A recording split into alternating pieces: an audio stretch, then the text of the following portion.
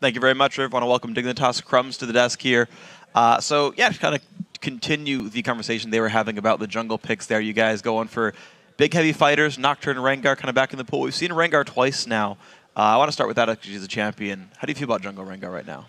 I've seen a lot of jungle Rengar lately, especially because they got unbanned from the LCS. Now, I think the champion is something that's very unique because a lot of people say, oh, he's really good. Others say he's really bad. You have to be very practiced on the champion. Like, if we're not good at the champion, you pretty much have to always build him AD first of all, because if you go tank, you're worthless. And to build him AD and pull him off successfully, you have to be almost a master at the champion. So I feel like Dominate played a very good Rengar. All the Rengars we've practiced against have been really bad. And then me playing Rengar, it's so-so. I mean, I'm getting there. I mean, I'm pretty comfortable with him, but not to a great level. And I just think the champion is just like a Nocturne. It's pretty much a different Nocturne. Yeah, I mean, speaking of which, there was a bit of a gank trade you guys had. One time the Rengar ganked the top lane. You got a double kill down at the bottom lane. You actually pull this up on the screen as a clip because Crumbs, kind of walk me through what you were thinking in the game here as the top lane gank happened and then the bottom lane gank, which we'll see right afterwards. I mean, we knew at this point that Rengar Jax is just way stronger in the 2v2 top. And honestly, no matter how far behind Lulu falls, she's still going to be useful. So I just let her do her thing. If she's dying, okay, I mean, at least she's going to have all her CC, while Jax really just needs all that damage. And then I know that Lucian does very well against Rengar, and we blew their summoners previously in another game. So at this point, no summoners bot lane on the Caitlyn with a Thresh lane Lucian. Like, this is a free double kill. So their gank ended up not even getting a turret. They just got a kill. And then ours ended up getting a dragon and setting up for a turret. So it's just looking at the big picture as to what is going to get you more objectives. It was a really interesting gank to watch as an observer because it was literally you were just trading ganks brute force through the lane and you guys got a much better trade. But something that was interesting about those two junglers is there were 4 jungle bans in that game. Do you kind of want to walk me through the process both teams were going through there? I think they just banned Lee Sin. I'm really comfortable on Lee Sin. And then they banned Jarvan because I think they probably thought Jarvan would be like my main champion. If Evelyn was out, Elise is out, and then Kha'Zix at the rework, right? So he's not that strong as a jungler anymore. He's more of a laner. He's not too strong early game, and evolving his ulti doesn't give you any good abilities that you want from a jungler. So Kha'Zix is kind of falling off as a jungler itself. So there's not really that many top-tier junglers. So perhaps their thought process was obviously, just ban all the junglers, take Rengar, and then, I mean, there is still plenty left. There's still Rengar, Nocturne, Vi. Hell, you could even do a Mumu, Rammus. Who knows?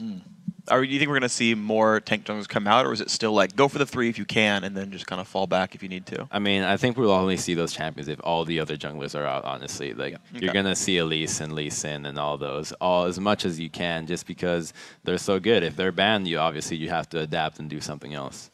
Okay, so then taking a step back, I know last time you guys played Curse, you lost, and right before you'd said it was going to be an easy match. Was there some extra effort making sure you didn't make that same mistake again for this game? We were confident going into the game, but we did get a little bit taken back because the game plan didn't unfold starting from the level 1 as to how we thought it would. So we kind of did a little bit of staggering as to deciding what we were going to do around the 1 minute and 50 mark when the buff spawned. So aside from that, though, we didn't really expect to have a standard lane. So it just ended up that on the fly, they decided to just go to camp top, we camp bottom, and that's how the game turned out. Do you want to talk a little bit more in depth about the thing that threw you off at 1 minute 50 seconds in this game? Well, usually right now what you see with lane swaps is people pretty much invade the side that the opponents are invading, right? So what happened was they chose to back their bot lane recall. They wanted standard lanes, so they just recalled like, oh, okay, they want standard lane, so I guess that threw us off.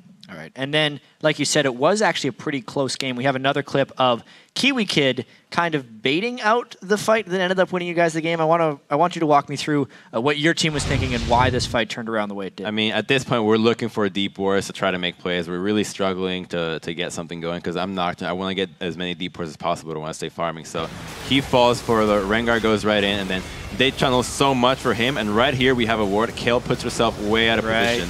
So at this point, I thought she would just flash over and get out of that as soon as possible, but she doesn't do it quickly enough because Fear goes in, and as soon as that happens, they got chunked way too hard from the Ziggs ulti while trying to go on Thresh, basically. And then, since they were on that left side, we managed to push in because we had a wave coming in, and at this point, Cutie just goes in and gets a crazy double kill, and from this point over, that's game. Yeah, it was just this crazy series of almost unfortunate events for Curse because it had seemed like a very close game up until that point, as Cutie gets a little crazy down at the end there. Is that kind of a confidence thing for you guys that you're able to turn such a huge advantage off of just a single catch, or is that something you guys would have always done? I mean, not really. You know, you just have to see the situation. It just so happened to be that there's a wave right there. They zoned themselves off from the wave, and we got a pick, and we have the good ability to poke them off a turret because they have very weak wave clear. If Kale's dead, it's just Caitlyn Q to clear wave. That's barely anything. So we'll be able to take a turret off. And honestly, that engage right there is reminiscent of the one that I did in their blue side. When they focused on Thresh, I went in on the Braum and ended up dying for it. So since mine was earlier, I just ended up dying and we didn't get blue buff, but theirs was much later and when we were grouped already and we were able to take much more off that.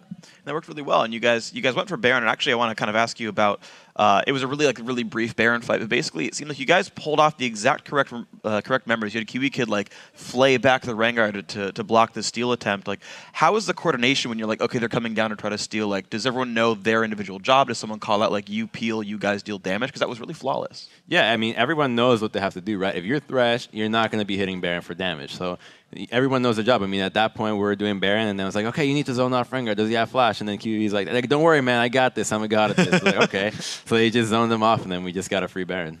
Okay. Yeah, another successful Baron. And final question, actually, for you, Crumbs. You guys have Cloud9 tomorrow, which in the past has been the juggernaut of the North American LCS, but now are sitting at 5-4. Does that change your approach to that game? How do you think Cloud9 is going to be doing? I mean, you can't take Cloud9 lightly, obviously, but they've been looking pretty shaky, especially with the game they had today against TSM. That's a game that honestly looked like Cloud9 not only outdrafted them, but they should have won that game, and they ended up doing a couple of throws here and there.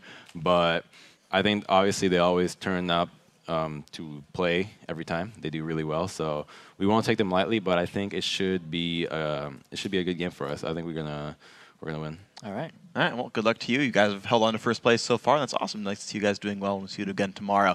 We got to take a quick break before we get to our next game, which is CLG versus Complexity. We'll be right back after this.